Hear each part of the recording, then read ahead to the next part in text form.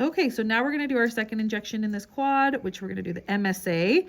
And if you see, he has a frenum, kind of right where I want to go. So I'm just going to go just a little bit distal to that tissue. So when I pull it really tight and far out, I can see my penetration site a little bit better. So let me grab my mirror. Pull that tissue a lot. Nice and parallel with the bone.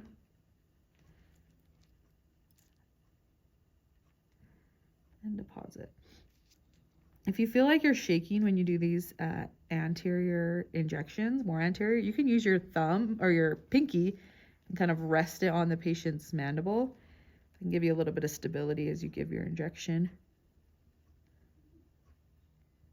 Or you could look into a petite syringe. This is a regular syringe, but there are petite syringes which are a lot smaller. And they sometimes are better with these anterior injections because you don't have to spread your fingers so far. Okay. Now we're going to do the ASA. And I always warn my patient, this one is the worst one. I'm so sorry. A little pinch. Keep breathing through your nose.